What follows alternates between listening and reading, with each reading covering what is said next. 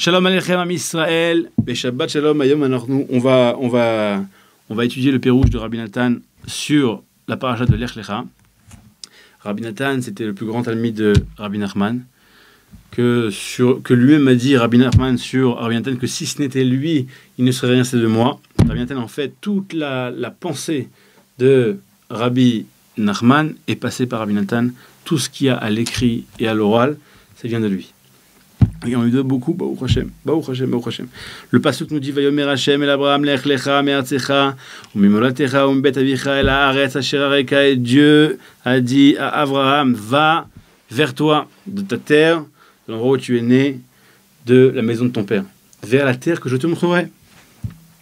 Rabbi Nathan nous dit sur le pasuk que Dieu dit à Abraham, qui c'est Abraham? Abraham symbolise l'être, le juif. Lech lecha, va vers toi. Première chose, on a été créé pour nous retrouver. C'est-à-dire que Dieu nous a mis dans une situation où on est complètement perdu. Ce monde-ci, il est... Aujourd'hui, en plus, avec le corona, c'est encore pire, mais on est perdu. Et le but, c'est de se retrouver. Pourquoi? Parce que nous sommes une partie de la divinité. On est l'âme juive, l'âme d'un homme, c'est une partie de la divinité. Et la divinité, c'est la source de vie, la source de simcha, la source de bien-être, de joie. Et Dieu a voulu qu'on kiffe. On a été créé pour kiffer, de toute façon. Mais pour bien kiffer. Et pour bien kiffer, il faut se retrouver. Il faut se retrouver. Maintenant, le problème, c'est qu'on a dit, ce monde-ci, il est complètement... Il nous chamboule tout. Alors, il y a trois sortes de choses à faire et à casser pour arriver à se trouver. Première chose, Artzecha, ta terre. Qu'est-ce que symbolise la terre? La terre, c'est la matière. La matière, c'est tout ce qui est les désirs, les tentations, les traits de caractère, les honneurs. Ça empêche, on croit que c'est complètement... ça fait un avec nous, mais non, c'est ça qui nous empêche de nous retrouver. Parce que le juif en lui-même, il est connecté à Dieu. Et Dieu, c'est tout. Et quand on se connecte tout, on est tout. Mais ces choses-là, l'égoïsme, donc, il n'est pas tout. Donc forcément, si tu es quelque chose, donc Dieu n'est pas tout. Donc, tu n'as pas la connexion et tu n'as pas cette joie. Tu n'es pas connecté avec toi-même. Tout le but de l'homme, on le répète, c'est de se connecter à soi-même d'abord. Donc il faut déjà commencer à travailler les midot, travailler le casse, la colère, les traits de midot, c'est les traits de caractère, la colère, les désirs, léat, avec doucement, avec les etzot, les conseils du Rav Arush, de tous les rabbanim, Bezrat Hashem, avec l'aide du ciel, doucement, léat, on sort de tout ça et on arrive à soi-même. Première chose. Deuxième chose, de l'endroit où tu es né. Il faut savoir que chaque être a été conçu d'une façon ou d'une autre. Il y a des façons bestiales, chas v'shalom, des façons kedoshot, saintes, dans les lois de la pureté familiale. Et la façon où l'homme a été conçu, alors ça va lui amener à des traits de caractère plus ou moins mauvais. Ou bon.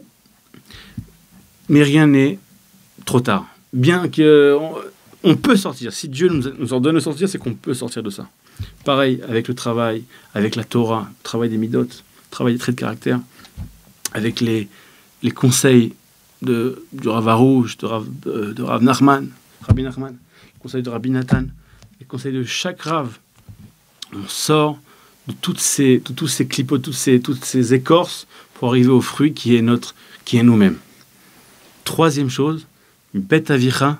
Bet Avicha, c'est quoi? C'est la maison de ton père.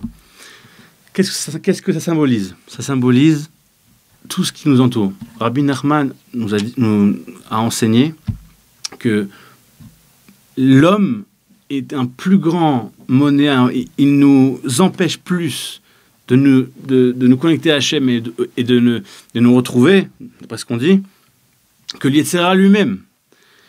Des fois, ça peut être les parents, ça peut être la femme, ça peut être les enfants, ça peut être les voisins. Alors, chacun avec ses déotes, avec ses pensées. Et ça peut nous empêcher de se connecter à nous-mêmes. Parce on écoute ce qu'ils disent, des fois c'est bien, des fois c'est pas bien. Et il faut savoir qu'il y a une vérité. La vérité, c'est la Torah.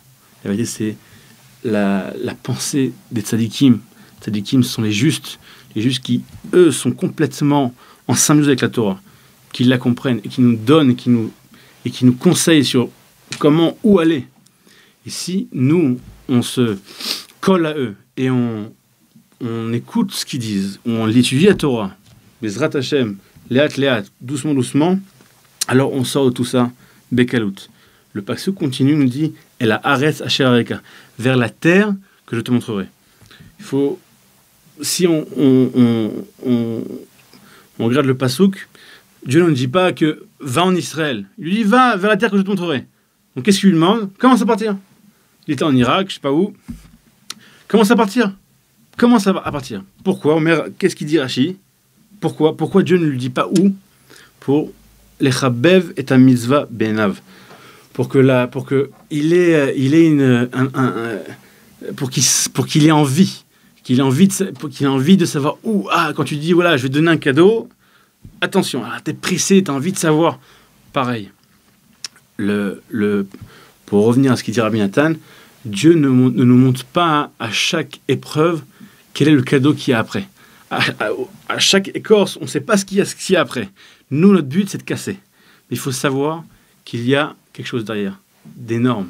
Eretz Israël, c'est le symbole de la sainteté. Celui qui casse ces 3 clipotes, ces 3 écorces qu'on vient de citer, il arrivera en Eretz Israël qui symbolise la Kedusha, qui symbolise lui-même. Shabbat Shalom, Git Shabbos.